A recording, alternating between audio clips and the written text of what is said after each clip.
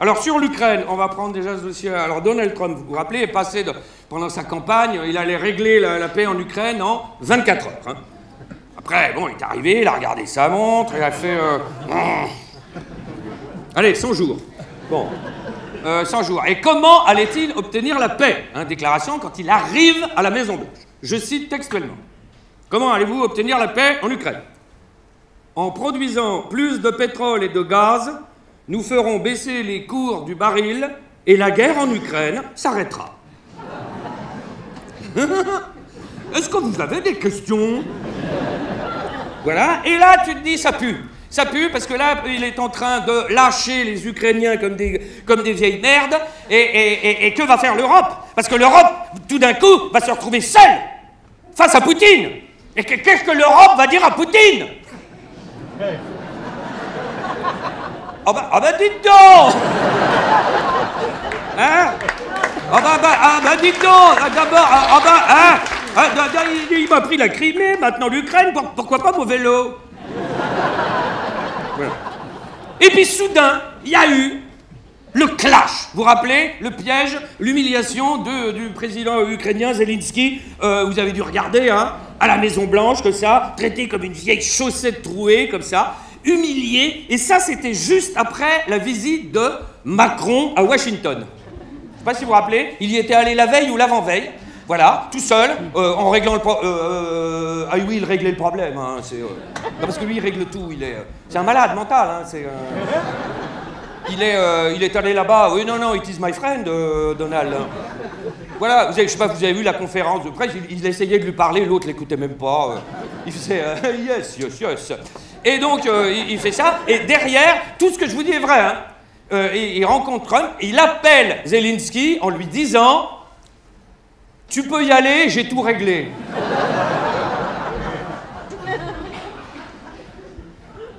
C'est comme quand, juste avant la guerre en Ukraine, je ne sais pas si vous vous rappelez la réunion avec Poutine, là, quand il y est allé, la table de 10 mètres de long, là.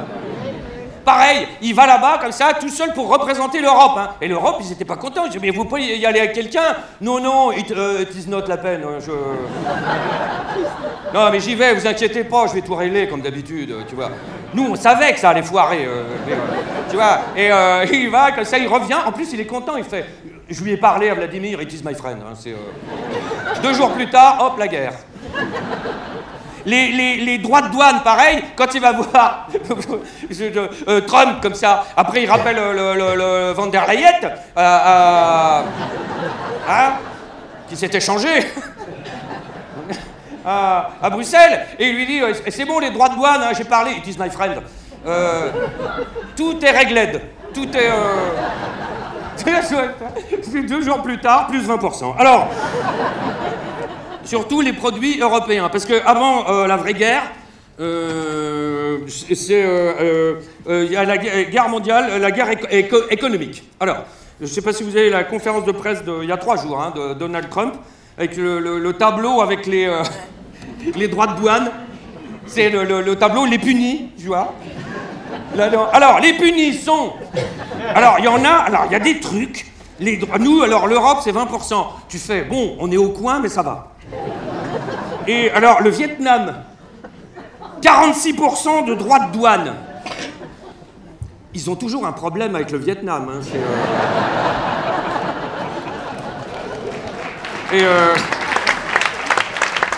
la Chine, 34% de droits de douane.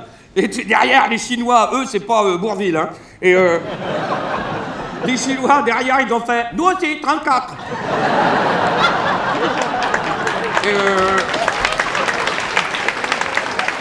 Puis là, il y a un pays, je ne sais pas si vous avez vu, 26% de droits de... La Suisse. Tu te dis, mais qu'est-ce qu'ils ont fait? Parce qu'ils exportent trop de montres, de chocolat et de fromage. Ou bien... Et la Russie, 0%. Voilà. Est-ce que vous avez des questions sur la Russie? Alors... Et donc pour tous les économistes mondiaux, hein, qu'ils soient de droite, de gauche, du centre, d'extrême droite, d'extrême gauche, qu'ils soient libéraux, atterrés, tout ce que vous voulez, c'est une connerie, ça va créer de l'inflation, de la récession, c'est perdant-perdant. Pour Donald Trump, c'est un petit moment dur à passer. Voilà.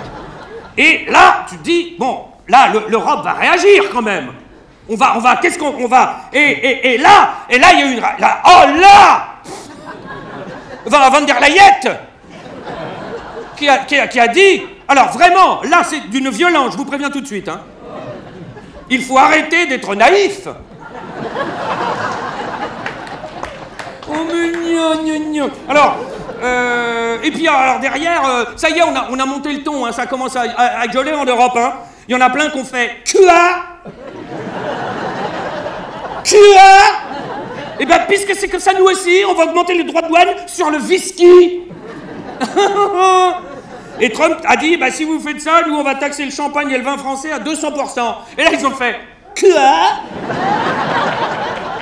Tu vois, alors bref, donc l'humiliation de Zelensky, le piège tendu hein, à la Maison Blanche, et là, il arrive, tu pourrais t'habiller correctement, trou du cul, enfin bon, etc. Et tu pourras dire merci avec tout le pognon, hein, connard. Alors, Trump qui lui dit quand même, qui le traite de tous les noms, qui lui dit, vous jouez avec la 3e guerre mondiale. Moi, je suis un faiseur de paix. Tu vois, Zelensky, qui est quand même un ancien humoriste, aurait pu faire... Mais on voyait qu'il était tendu du slip. Alors, et tout d'un coup, Trump qui lui dit « Concluez un accord de paix, sinon on vous laisse tomber ». Et là, là, ça commence à craindre du boudin, là. Il va pas le faire, l'ordure. Si, le lendemain. Plus de renseignements militaires américains, plus d'images satellites, d'interceptions de communication, enfin bref. Et là, on se rend compte que pendant quelques jours, sans les Américains, les Ukrainiens, vraiment, rien, sont aveugles et sourds. Voilà. Donc là-dessus, notre président, oh toi Seigneur, appelle Zelensky, qui lui répond encore, hein, il est patient. Et qui lui propose, qui lui dit, bon, comme vous avez plus les renseignements américains, on vous donne, on met à votre service les renseignements français. L'autre est parti en courant, il a laissé le... Non, parce que pour vous situer le niveau des renseignements militaires français, avant la guerre en Ukraine, vous vous rappelez, il y avait à peu près 200 000 soldats russes massés le long de la frontière ukrainienne. Nous, on les avait pas vus. Voilà, mais on a la bombe atomique. Mais on ne sait pas où elle est. Alors, bon, d'un autre côté, évidemment, on le critique sans arrêt, mais on peut quand même, comprendre un peu Donald Trump. Enfin, non? Essayez de... Si. Oh, mais c'est trop facile de faire. Oh, il est... Oh. Pour un agent immobilier. Voilà. Une terre, ça n'a pas la valeur, il n'y a pas d'émotion, de sentiment. C'est une terre, c'est un endroit où tu construis des immeubles. Voilà, ou des terrains de golf. Ça, c'est dans la bande de Gaza, on en parlera après. Voilà. Et surtout, normalement, un agent immobilier, ce qu'il veut, c'est qu'on rembourse ses frais. Voilà, c'est tout. Et d'un coup, en quelques jours, parce que maintenant, il est comme ça, le monde. Ça va vite. Tout bascule. En quelques jours, on passe de Joe Biden, vous vous rappelez? Joe Biden ne s'est pas représenté, il n'a pas passé le protocole commotion, lui. Pour qui Poutine était, je cite, hein, un salopard cinglé, à Donald Trump, pour qui Poutine, t'es mon copain. Voilà. Et alors après l'humiliation de Zelensky, on s'est dit, mais l'Europe va réagir quand même. Et là, quand même, le lendemain, il y a eu une réaction. Attention, l'Europe a fait... Oh bah dites donc. Voilà, il paraît qu'ils ont eu peur là-bas. Hein, voilà, et d'un coup, on ne sait pas pourquoi, ça s'est emballé. D'un coup, il y a eu une prise de conscience au niveau de l'Europe, de tous les pays d'Europe. Toute l'Europe a fait quoi? Mais alors quoi? On va se retrouver tout seul en Ukraine? Et il y en a un qui a fait oui. Quoi? Mais alors, alors, du coup, on est vraiment en guerre?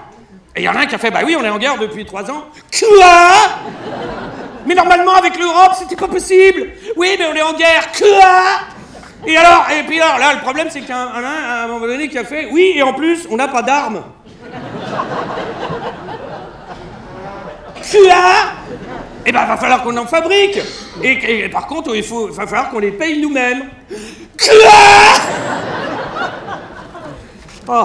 Et c'est le Premier ministre polonais qui a eu la phrase qui résume, mais alors totalement, l'ambiance générale, tout d'un coup qui fait « L'Europe s'est réveillée ». Ce qui veut donc dire qu'elle dormait. Alors, et notre président de la République, oh toi Seigneur, qui, souvenez-vous, n'existait plus hein, avant ça. Il s'emmerdait, hein, le mec était mis de côté, puis personne l'écoutait, enfin il se faisait chier, etc.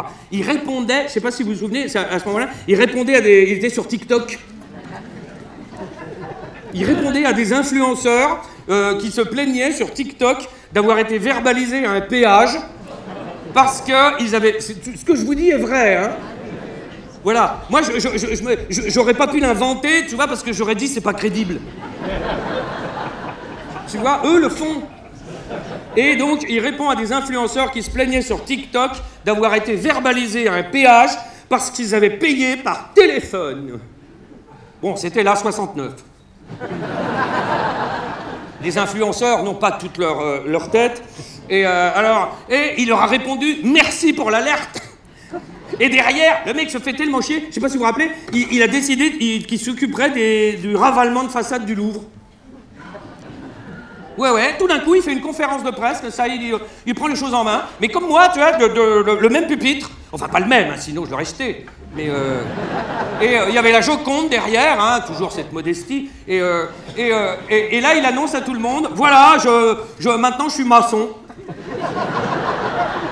Voilà, j'attaque une carrière de plâtrier peintre. Il va s'occuper de la... Non mais vraiment, hein, du ravalement, personnellement, tout ça. Du coup, derrière la Joconde. On sait maintenant d'où vient ce sourire énigmatique.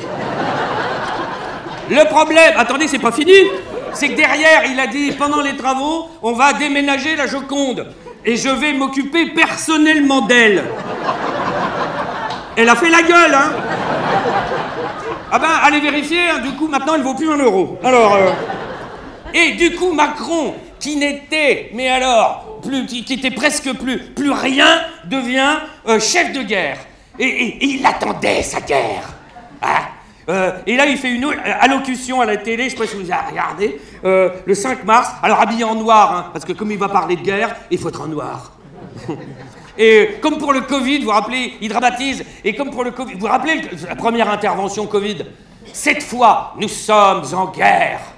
Et là, moi, je me suis dit, il va dire, nous avons un virus.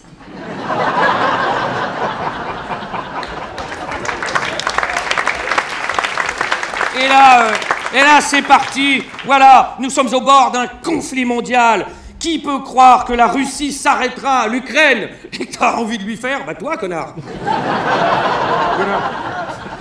Quoi? Et là, le temps, j'ai noté quelques phrases, le temps de l'innocence est révolu. Comme à Bétaram. On en parlera après. Oh, arrêtez. Non, oh. Alors, et la phrase la plus importante, nous allons passer dans une économie de guerre. Ça alors là, et Macron, tout d'un coup, qui n'existe plus, revit. Et là, il s'est autoproclamé la semaine dernière pilote de la coalition des volontaires. Ouais, madame. Alors, on ne sait pas ce que c'est, cette coalition, qui est volontaire, mais lui, il est pilote. Voilà. Non, moi, je pense qu'il faut l'enfermer, mais je le dis depuis longtemps. Alors... en Europe, du coup, je sais pas si vous vous souvenez, tout d'un coup, l'Europe s'est réveillée. Alors, branle-bas de combat, et là, tout d'un coup, et l'Europe se met à faire ce qu'elle sait faire le mieux depuis le début, des réunions. Et là, la deuxième réunion a lieu, alors pas en France, hein, du coup, il a fait un caca nerveux, l'autre, et a lieu, alors, réunion de l'Union européenne. Moi, il y a des fois, tu fais, excusez-moi, mais la réunion a lieu à Londres.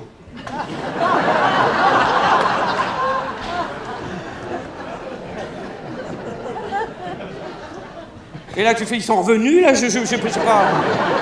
Et on n'est même pas au courant. Oh là là.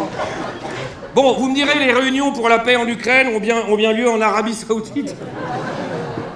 truc chez Ben Salman, hein, le coupeur de tête de journaliste, vous avez vu, là. Lui, pareil, hein, au niveau démocratie. Oh, c'est un mec, il est... oh, tu vois sa tête, tu vois une urne. Alors, et là derrière, hop, l'Europe s'enflamme, c'est parti. Oui, on va partager la bombe atomique avec tout le monde. On va rapprocher nos armées, on va faire des partouzes militaires. Voilà. Et là, il y en a même qui ont fait. Oui, et on va envoyer des soldats, nos soldats, sur le front ukrainien. Et là, il y en a un qui a fait, on va pour se battre. Et là, tout le monde a fait, ah non, non, non, non. Voilà. Et là même, à un moment, il y en a un qui a eu une idée, et le pire, c'est qu'ils l'ont fait. On va faire un livre blanc de la défense. Et là, ils l'ont fait. Et dans le livre blanc de la défense, on apprend, tout ce que je vous dis est vrai, hein. On apprend que l'Europe sera prête en 2030.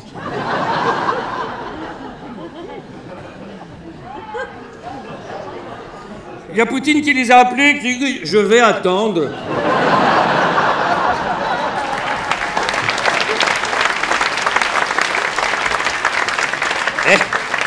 De toute façon, s'il n'attend pas, c'est pas grave. Parce que le livre blanc, eh ben, on va lui jeter à la figure. Voilà. Et on va lui faire mal avec le coin. Et c'est parti. C'est le délire. Au niveau de l'Union européenne, évidemment, on fera la moitié ou le quart de tout ça. On va augmenter tous les budgets militaires dans tous les pays. Vous avez vu? C'est la surenchère. Il y a un pays qui commence, nous on va augmenter de 1,5%. Et là, il y en a ah ben nous 2. Et là, il y en a qui fait, ben nous 3. Et là, pan, 4, c'est parti. Et tout d'un coup, jusqu'à ce qu'il y en a un qui dise, un stagiaire, je pense, français.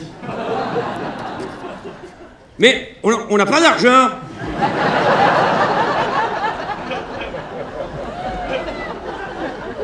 Et là, tout le monde a fait « Oh, putain, casseur d'ambiance, toi !» Voilà, oui, parce que c'est vrai qu'on a quand même un problème au niveau du budget, nous. Des déficits, là, il est un peu... l'endettement repart en France, pas que l'endettement de l'État, des ménages aussi, vous avez vu? C'est reparti, hein, ça s'était arrêté. Le trou de la Sécu aussi. Vous avez vu? Ça faisait longtemps qu'on n'en entendait plus parler, hein, du trou. Et il est revenu. Il est revenu, puis alors... Voilà. Et c'est marrant parce que c'est un trou et on le voit beaucoup. Comme dirait Bérou en parlant de Bétarame. Mais on en parlera après. Alors, 800 et l'Europe annonce. Hop. Eh bien, nous, l'Europe, oui, nous, au petit dedans, va augmenter son budget militaire et va dépenser 800 milliards pour son armement. Et là, tu fais, waouh! Et là, la France, alors, nous, on va dépenser 50 milliards! Et là, il y en a qui fait, on n'a pas bien entendu! Ah, ben nous, on va dépenser 4 milliards! Voilà! Et là, tout le monde a fait, d'accord! Bien, visiblement, j'ai l'impression que c'est 5 milliards. Alors là, il y a notre ministre de l'économie, on en a encore un, qui dit, allez, il va falloir qu'on trouve 5 milliards, alors ça, j'ai pas compris, 5 milliards d'argent frais.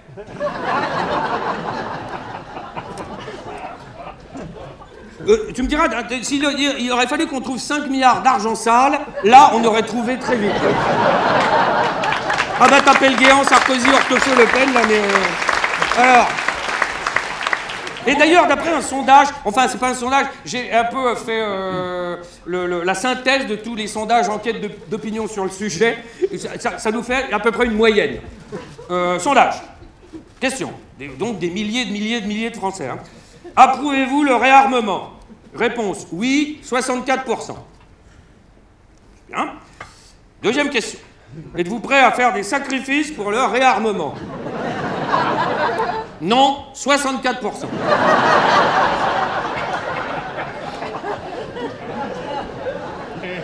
C'est exactement les mêmes, peut-être, hein. Et là, tu sais pas que le sondage a été réalisé en France, tu vois les résultats, tu fais... C'est français, ça. Et alors, ce réarmement, hein, parce que là, on n'a pas fini, on va en bouffer, ça concerne en France 4500 entreprises moyennes et petites. Je vous rappelle que la France est le 2e exportateur d'armement derrière les États-Unis. Alors on dit, ouais, l'argent, ça va nous coûter cher. Moi, je pense que ça va nous rapporter un max. Hein.